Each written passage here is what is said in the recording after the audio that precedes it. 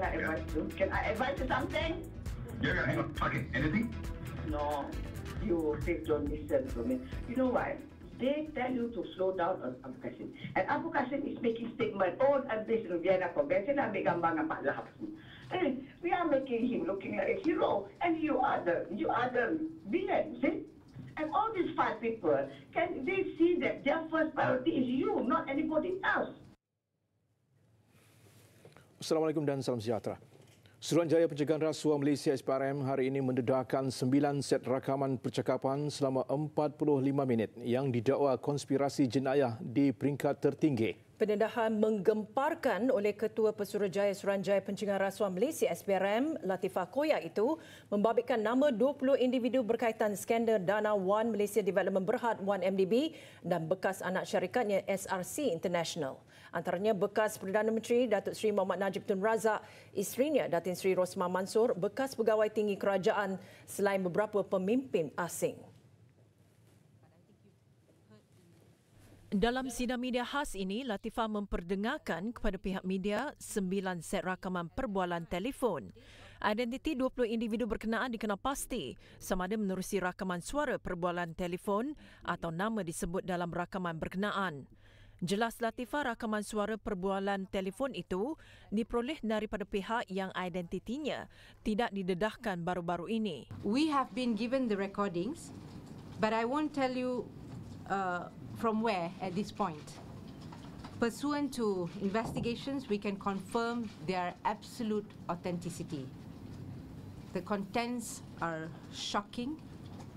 It's of cover-up and subversion of justice and institutions. In the public interest, we are making public the contents. We will now play the recordings to you. Bear with us, it will be roughly about 45 minutes of 9 sets of conversations. Tambah melihat perbincangan antara individu dalam rakaman terbabit menunjukkan wujud elemen konspirasi jenayah, pecah amanah, salah guna kuasa, pendedahan maklumat sulit kerajaan, cubaan memalsukan bukti, dokumen dan ancaman keselamatan negara. Tertera nama 20 individu yang ada kaitan dan disebut dalam rakaman perbualan yang didedahkan. Selain Datuk Seri Najib dan Datin Seri Rosmah, individu lain antaranya adalah 2 bekas Ketua Pesuruhjaya SPRM, Tan Sri Zulkifli Ahmad dan Tan Sri Abu Qasim Muhammad. Ahli Parlimen Baling Datuk Seri Abdul Aziz Abdul Rahim, Ketua Pegawai Eksekutif SRC Nik Faizal Arif Kamil dan 2 bekas Peguam Negara Tan Sri Abdul Ghani Patel serta Tan Sri Muhammad Apandi Ali. Turut tersenarai anak tiri Datuk Seri Najib Riza Aziz, bekas pegawai khas Datuk Seri Najib Amhari Effendi Nazaruddin dan bekas Naib Ketua Pemuda UMNO Khairul Azwan Harun. Individu asing pula adalah pemimpin yang juga kerabat di Raja Emirat Arab Bersatu UAE iaitu Sheikh Mohammed bin Zayed Al Nahyan, Sheikh Mansur bin Zayed Al Nahyan, Khalifah bin Zayed bin Sultan Al Nahyan dan Sheikh Mansur bin Zayed bin Sultan bin Zayed bin Khalifah Al Nahyan selain Ketua Eksekutif Mubadala Development Company Khaldun Al Mubarak.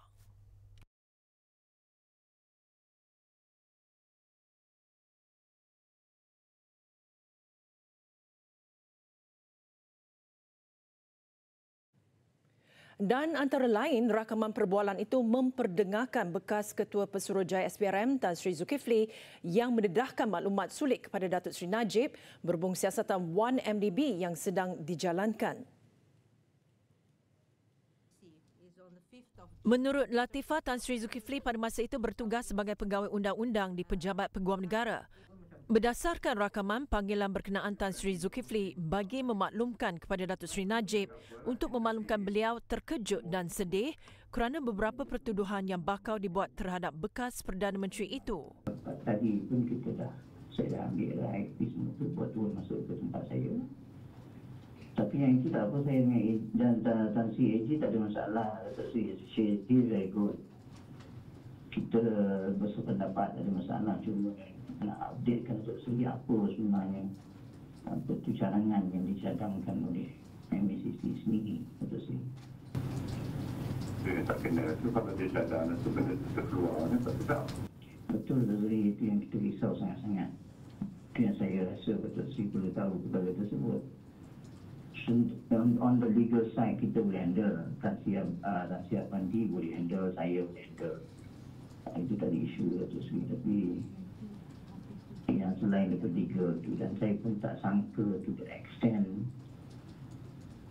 seriousnya benda tu. Tan Sri Abu Kasim Muhammad adalah Ketua Pesuruhjaya SPRM ketika perbualan telefon itu didakwa berlaku. Beliau digantikan oleh Tan Sri Zulkifli pada 1 Ogos 2016. The Attorney General's office sharing information to persons who are subjected to investigation.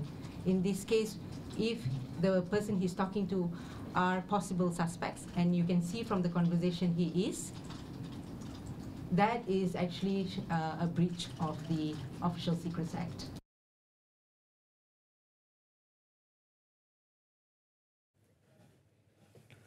Berikut pula rakaman perbualan telefon antara Datuk Seri Najib dan isterinya Datin Sri Rosmah Mansor. Perbualan yang dimulakan dengan nada berang itu berdurasi 50 saat turut menyebut beberapa watak penting skandal jenayah Wan Malaysia Development Berhad. Hi. Hi. Can I advise you something? Yeah, hang on. Okay, anything?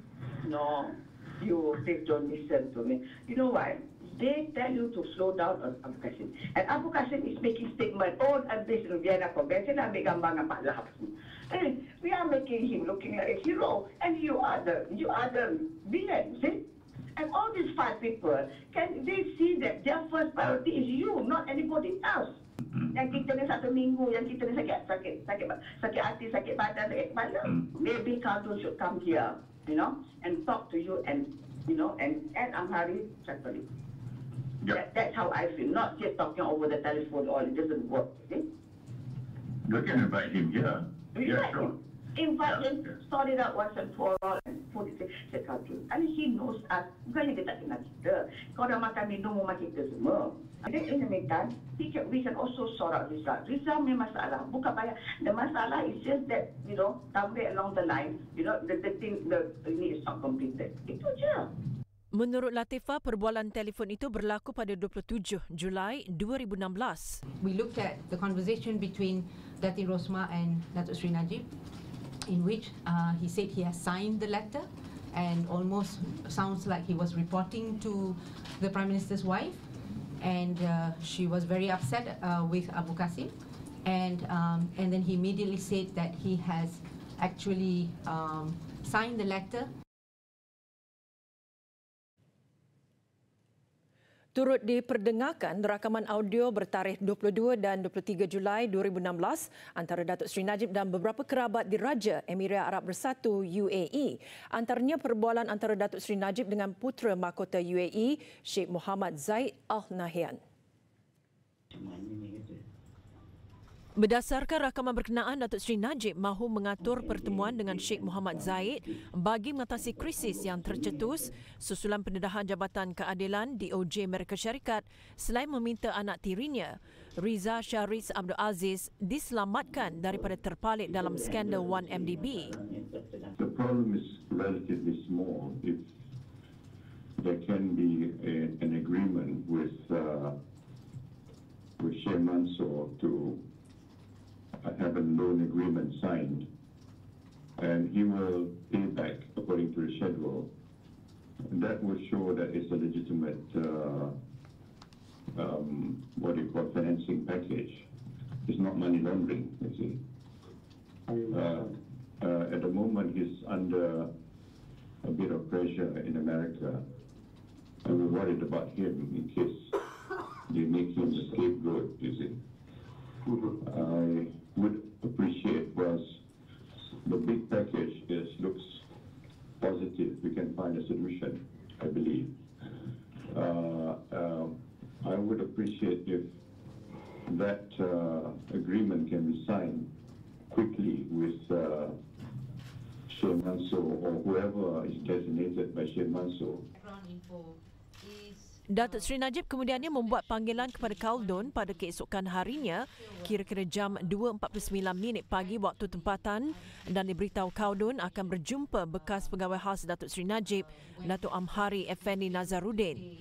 Khaldun mencadangkan pertemuan kali pertama itu tidak melibatkan mana-mana peguam bagi membincangkan langkah yang perlu dilakukan seterusnya.